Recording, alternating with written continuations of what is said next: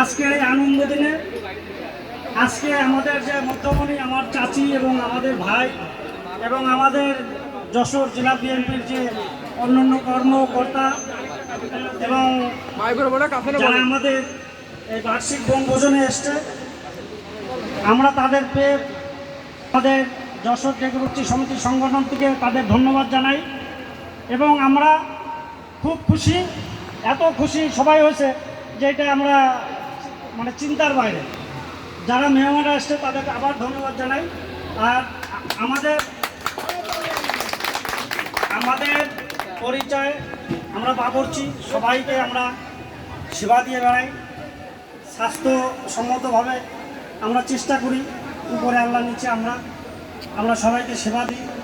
আর পরিষ্কার পরিচ্ছন্ন ইমানের অঙ্গ, আমরা পরিষ্কার পরিচ্ছন্ন করে আমরা আজকে যে বাবুর্চি ভাইরা আজকে মানুষকে সেবা দিয়ে আগামীতেও দেবো ইনশাল্লাহ।